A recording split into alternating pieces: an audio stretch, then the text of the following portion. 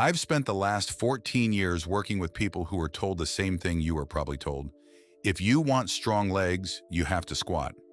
I worked in rehabilitation clinics with former athletes whose knees gave out at 40, with office workers who felt their legs disappearing year after year, and with people who tried to get back into fitness after 35 and quit within 2 weeks because their knees screamed at them every time they went below parallel. Here is what almost nobody tells you.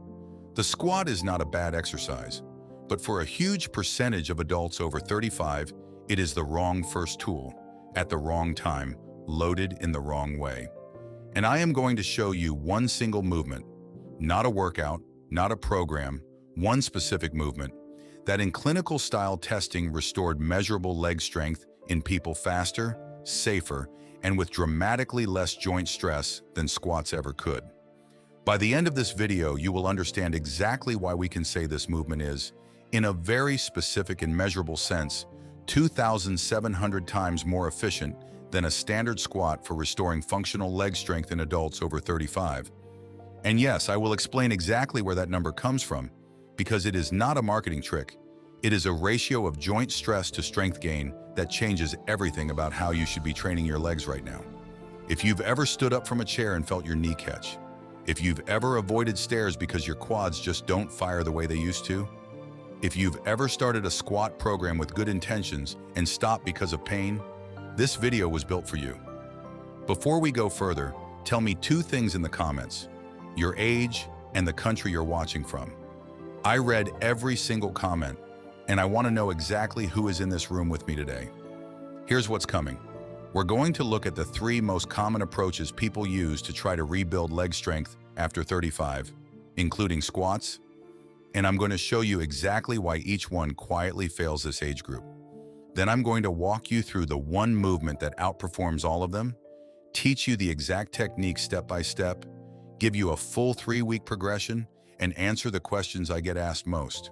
Stay to the end, because the full technique breakdown, the part that actually changes your legs, comes after we clear away the noise. Let me tell you about a client I'll call Robert, because his story is the story of almost everyone I've worked with. Robert was 43, used to play recreational soccer, and one day realized he couldn't get off the floor without pushing off with his hands. Not because he was injured, because somewhere in his late 30s, without any single dramatic event, his leg strength had quietly eroded. This erosion has a name, and it starts earlier than most people think. After the age of 30, the average adult loses roughly 3 to 8% of muscle strength per decade if that strength is not actively maintained. And the legs, specifically the quadriceps and glutes, are hit first and hardest, because they are the muscles we rely on the least in a modern, seated, car and desk lifestyle. This is sometimes called sarcopenia when it becomes clinically significant. But the process that leads there begins decades before anyone gets that diagnosis. Here is the part that matters for what we're about to discuss. The quadriceps, the muscles on the front of your thigh, are made up of a mix of fast twitch and slow twitch fibers. Fast twitch fibers are the ones responsible for explosive strength, for catching your balance when you trip, for standing up quickly, for climbing stairs without your knee buckling. These fast twitch fibers are the first to atrophy with age and inactivity, and, this is the critical point, they respond best not to fast ballistic movements like jumping, and not purely to heavy load like a barbell squat, but to sustained tension under control, especially in the lengthening or eccentric phase of a movement. This is why so many well-meaning fitness plans for adults over 35 fail. They either go too explosive, which is risky for joints that have lost some of their natural shock absorption, or they go straight to heavy compound lifts like squats, which do build strength but place enormous compressive and shear force through the knee and lower back. Force that a joint with even mild wear, mild cartilage thinning, or old ligament scar tissue simply cannot always tolerate, especially at the volume needed to see real strength gains. The knee joint itself is the other half of this story. Your kneecap, the patella, glides in a groove at the end of your thigh bone every time you bend and straighten your leg. In a young, healthy knee with well-balanced quad and hamstring strength, that glide is smooth. But after years of sitting, of underused glutes, of quads that are strong in some ranges and weak in others, that glide becomes uneven. Add a heavy squat on top of an uneven glide path, and you get exactly what you've probably felt. That grinding, catching, or sharp pain at the front or side of the knee that has nothing to do with age and everything to do with mechanics. So the problem is not that your legs are simply getting old. The problem is a mismatch between what your legs actually need, sustained, controlled tension on the fast twitch fibers that build real functional strength, and what most training methods actually deliver, which is either too much joint load, too much impact, or not enough targeted time under tension to reach the fibers that matter most. Keep that phrase in your head: time under tension on the fast twitch fibers with minimal joint shear. Everything I'm about to show you is built around that exact principle, and it's also exactly where the standard approaches people try start to fall apart. Let's go through the 3 methods people over 35 try first, starting with the one that fails quietly and ending with the one everyone assumes is the gold standard. Number 3, walking and light cardio. I love walking. I recommend it to almost everyone. But here's the truth. Walking does almost nothing to rebuild lost fast twitch strength in the quadriceps. Walking is a low-intensity, slow-twitch dominant activity. It maintains a baseline. It's wonderful for your heart and your joints. But if your goal is to restore strength, you can feel the strength to catch yourself, to power up a hill, to stand up from a low couch without using your arms. Walking alone will not get you there. It's necessary, but it is nowhere close to sufficient. Number 2, the leg press or leg extension machine at the gym. This one is popular because it feels safe. You're seated, supported, the range of motion is fixed. But there are 2 hidden problems. First, a fixed machine path forces your knee through a track that your specific joint may not be built for, especially if you have any asymmetry from old injuries, and this can actually aggravate patellar tracking issues over time. Second, and this is the bigger issue, machines almost always emphasize the concentric or pushing phase, and people rush through the eccentric or lowering phase because the machine does the work for you on the way back. Remember what I said about fast twitch fibers responding best to controlled eccentric tension? A leg press with a fast, uncontrolled return skips exactly the phase that matters most. And number 1, the method almost everyone reaches for first, squats. Body weight, goblet, barbell, doesn't matter which variation. Squats are genuinely excellent for young, uninjured joints with full mobility and good movement patterns. But here's the honest problem for our specific audience today: adults 35 and up who already feel some knee discomfort or strength loss. A deep squat places peak compressive force through the kneecap that can be several times your body weight, and it demands a level of ankle, hip, and thoracic mobility that most adults have lost simply from years of sitting. When that mobility is missing, the body compensates. The knees cave inward, the lower back rounds, the heels lift, and now you're loading a joint incorrectly under real weight. This is exactly how just doing squats so often ends in a flare-up of knee pain that sets people back weeks, not forward. So notice the pattern across all 3. Walking, not enough intensity to rebuild fast twitch strength. Machines, right idea, wrong control over the eccentric phase. Squats, right total body logic, but too much joint shear for a body that hasn't been conditioned for it yet. What we need is something that isolates the leg, controls the eccentric phase completely, removes shear force from the knee almost entirely, and still creates enough mechanical tension to force those fast twitch fibers to adapt. That is exactly what I'm about to show you.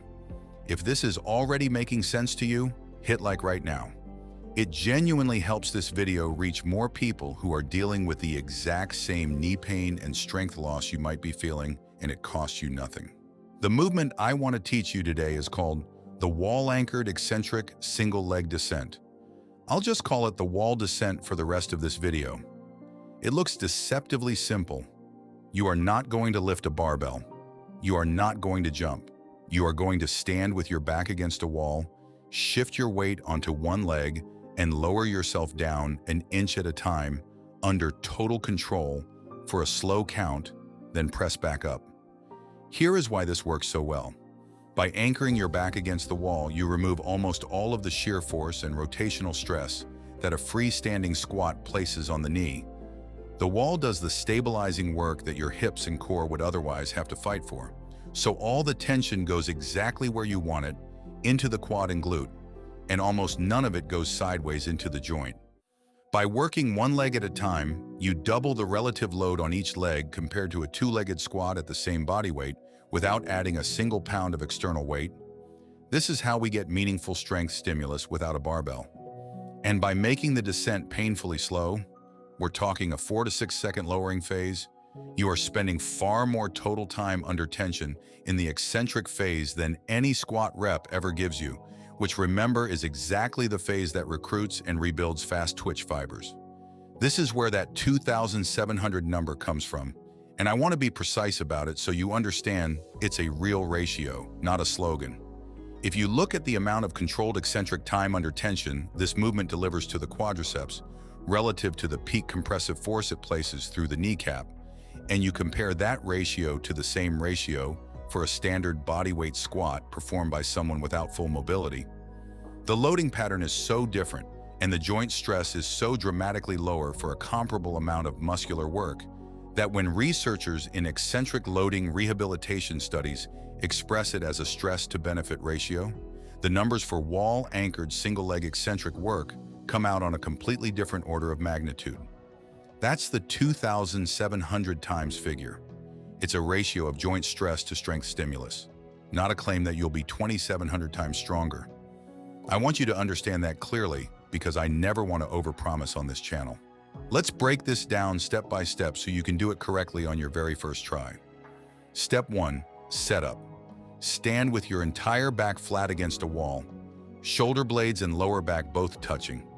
Your feet should be about shoulder width apart and roughly 12 to 18 inches out from the wall, not directly underneath you. This distance matters. Too close, and you won't get a real range of motion. Too far, and you lose stability. Step 2, the shift. Slowly shift about 70 to 80% of your body weight onto one leg. The other foot stays lightly on the ground, mostly for balance, not for support. Your working knee should be tracking directly over your second and third toes, not caving inward. Step 3, the descent. This is the heart of the movement. Begin bending your working knee and sliding your back down the wall, counting slowly. 1, 2, 3, 4, 5, as you lower. You are aiming to reach a point where your working knee is bent somewhere between 45 and 90 degrees, depending on your current strength. Beginners stop higher, around a quarter squat depth. Advanced practitioners go closer to a full 90-degree bend. The key rule at every level is this: the descent always takes at least 4 full seconds. If you're moving faster than that, you're not doing the exercise, you're just standing up and down. Step 4, the hold. At your deepest comfortable point, pause and hold for 2 to 3 seconds. You should feel a deep, steady burn through the front of your thigh. That burn is the fast twitch fibers being recruited. It should feel demanding, not sharp or joint painful. If you feel pain in the knee joint itself, rather than muscular burn in the thigh, you've gone too deep. Come back up to a shallower depth immediately. Step 5, the ascent. Press back up through your heel, not your toes, taking about 2 to 3 seconds to return to standing. Then repeat on the same leg for the prescribed number of reps before switching sides. For beginners, start with a quarter depth descent, 4-second lowering count, 2-second hold, 3-second rise for 6 repetitions per leg, 2 sets. If balance is an issue, keep both feet lightly grounded and shift less weight onto the working leg, 60% instead of 80%. For advanced practitioners, work toward a full 90-degree descent, 6-second lowering count, 4-second hold, 3-second rise for 10 to 12 repetitions per leg, 3 sets, and eventually add a light dumbbell held at your chest once body weight becomes too easy, which typically happens somewhere in week 4 or 5, beyond what we're covering today. Modifications. If you have significant knee pain, even at shallow depth, reduce your range dramatically. Even a 15-degree bend held for the same time count still builds real strength. Depth is far less important than control. If you're carrying extra body weight and balance feels unstable, place a sturdy chair in front of you to lightly touch with your fingertips, not to lean on. If your ankles are stiff and you feel your heels lifting, place a small rolled towel under your heels for the first 2 weeks while ankle mobility improves. Before we move into the 3-week plan, if you're finding this useful, take 3 seconds and subscribe and tap that bell. I post a new movement breakdown like this every week, specifically for people rebuilding strength safely after 35, and you don't want to miss the next one. Now let's talk about exactly what to expect week by week. Week 1 is about pattern and tolerance, not intensity. Perform the beginner version, quarter depth, 6 reps per leg, 2 sets, every other day, so roughly 3 to 4 sessions this week. Expect noticeable muscle soreness in the front of your thighs for the first 2 or 3 sessions.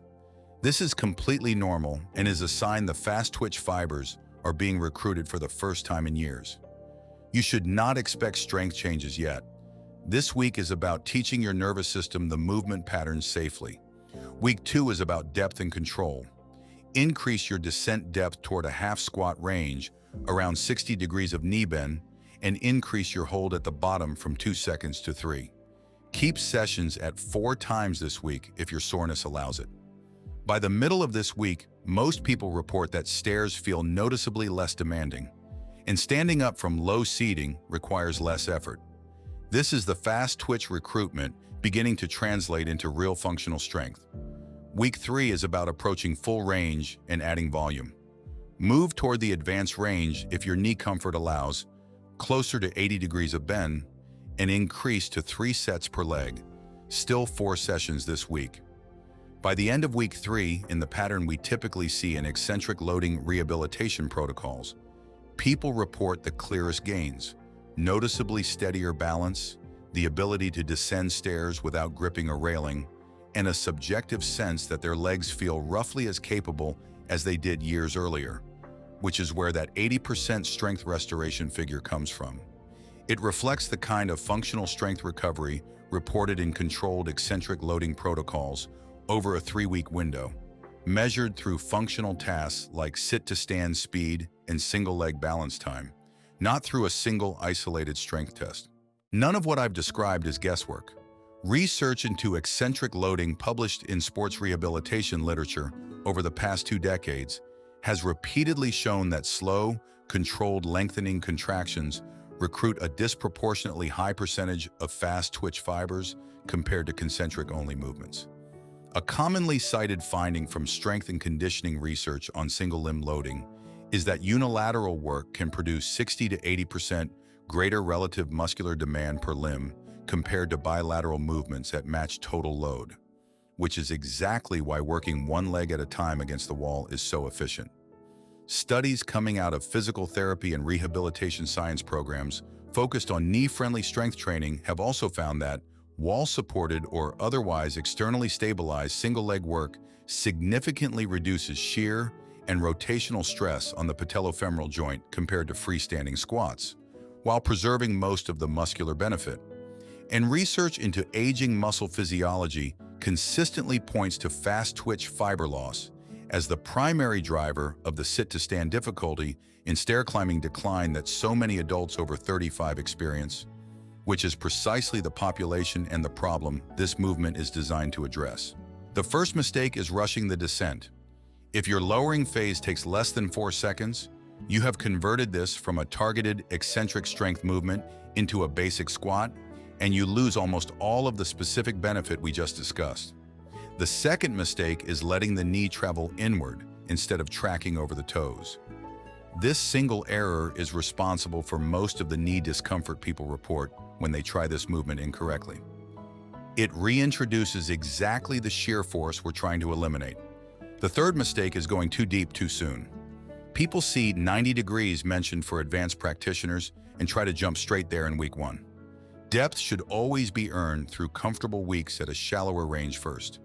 The fourth mistake is holding your breath through the hold phase. This spikes blood pressure unnecessarily and makes the movement feel far harder than it should. Breathe steadily throughout. Inhale on the descent, controlled exhale through the hold and the rise. And the fifth mistake, the most common of all, is skipping sessions after the first bout of muscle soreness and assuming something is wrong. Soreness in the muscle belly, especially in week 1, is expected and temporary. Sharp pain localized to the joint itself is the only signal that should make you stop and reduce your range. To bring this full circle, squats are not the enemy, but for adults over 35 who are dealing with joint discomfort, reduced mobility, or years of inactivity, they demand a level of joint tolerance and movement quality that often isn't there yet. The wall descent gives you the same fast twitch recruitment, the same functional carryover to stairs and sit-to-stand strength, with a fraction of the joint stress, because the wall removes the instability, the single leg position doubles the relative demand without added weight, and the slow eccentric count targets exactly the fibers that decline first with age.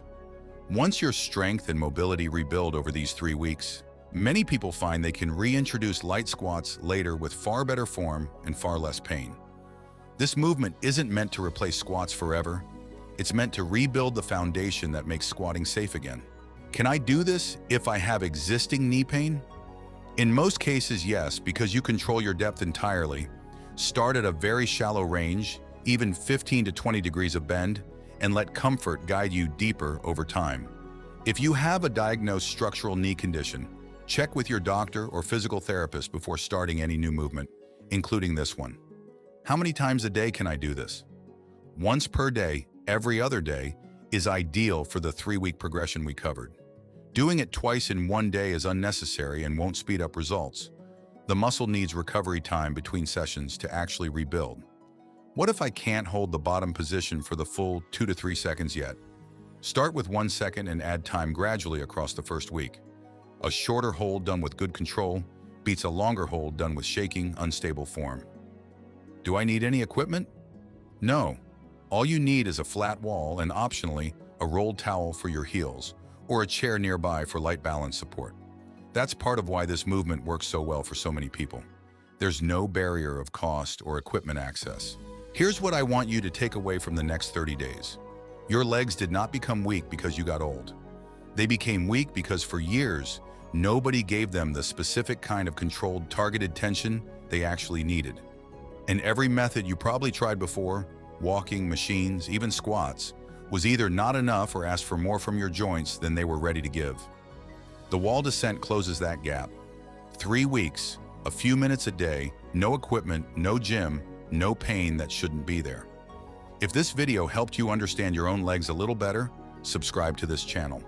Every week I break down one movement like this, specifically for people rebuilding strength safely after 35, so you never have to guess whether what you're doing is actually working or quietly hurting you. Leave a comment and let me know which week you're starting on, and I'll see you in the next one.